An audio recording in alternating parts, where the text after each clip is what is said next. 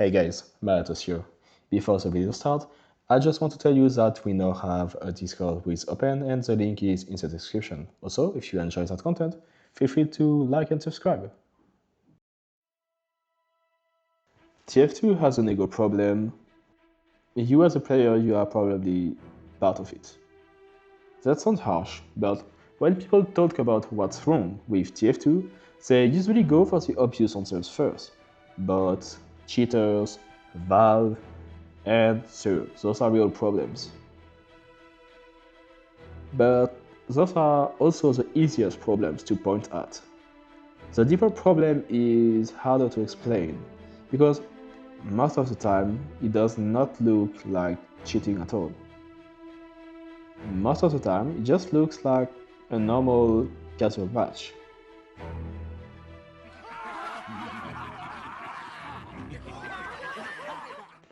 TF2 has been out since 2007, and casual is still the place where random players get thrown together into the same public space. The longer a game lives, the more its older players start feeling like ordinary participants and start feeling like regulars, veterans, or even authorities. And in TF2, that shift has had years to settle in. Players do not just know the map anymore, they know the habits around them, the modes who go around them too, the way your server is supposed to feel. Casual even have its own progression system with ranks, badges, and tiers, acting as persistent status markers inside that space. They do not control matchmaking, but they absolutely reinforce the feeling that some players have history, seniority, and a stronger claim to the space than others. That is why maps matter so much in TF2. In this game, maps do not just play differently, they build their own little culture. 2 is the easiest example to that because it is one of TF2's oldest maps and the one I've spent the most time on. And it has been around long enough for players to stop treating it just like another objective map and start treating it like a place with its own rules, its own rhythm, and its own social expectation. Once a map becomes a place, players stop entering it like strangers in a public lobby and start entering it like some locals who think they already understand what belongs there and what does not. And that is where the ego problem starts. It is not just that people want different things from a match. It is that so many TF2 players begin acting like their version of the server is the correct one. And if you go on Reddit or like in any public discussion, you will see some players describe getting kicked for capping as creating the vibe, ending the match early, or breaking an unwritten social rule, even though it's still a public objective server. Wait. You are the sorriest excuses for soldiers I have ever seen. Ah!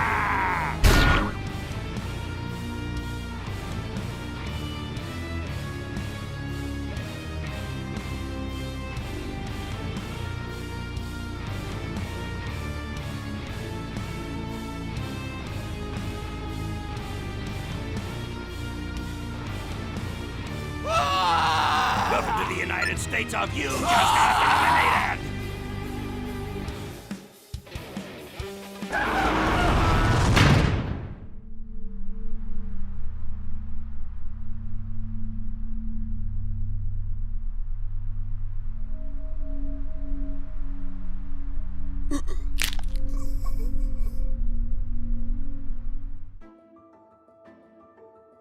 Alright, I'm back.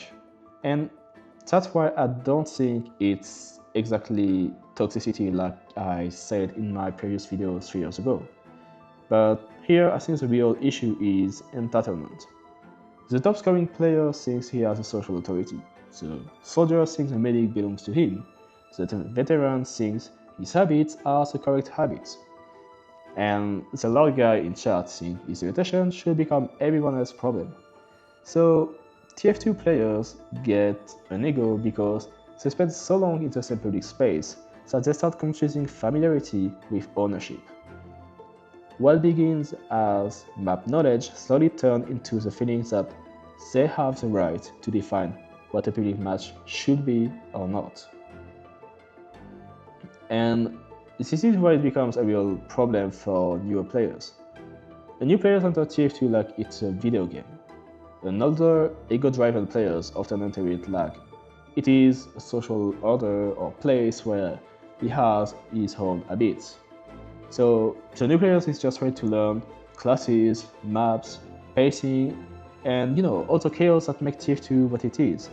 But for the older player, he often reads that an experience as not something normal, as something irritating. It is quite common to find posts of players describing such kind of experience, being kicked for being obviously new, being kicked for being bad, or being treated like a burden in casual instead of just another player learning the game. And the kick vote exposes this culture perfectly. You see, on paper, it is supposed to just be there for bots, cheaters, griefers. In practice, public players discussion basically says that you can be kicked for pretty much anything. You can be kicked for being new, underperforming, or simply capping on a map. Whereas the latter part of the server wants the match to continue indefinitely. And that is what makes the kick vote such a good symbol of the ego problem. It is the moment where you have the private irritation, who become some form of public authority, and where one player's mood gets treated like it's server law. And it's without speaking of man versus machine, which is also very ego-driven by the high tools who will not enjoy to play with some low-tool players, or by the 6 third parties who are basically immune to that kick or who can decide who to kick or not. And that is exactly why TF2's ego problem matters way more nowadays than what it used to be. A new player can definitely survive losing, they can survive the confusion of the game, they can survive getting stoned by somebody with thousands of hours. What they do not stick around for is being made to feel like they were never welcome in the first place. And that is what Players Ego does to an old game. It turned public servers into some little territories, older players into some self-appointed judges, and the basic participation into something that feels like it needs permission. The game is old now, and it's so old that its biggest social threat nowadays is not necessarily a bot or cheaters.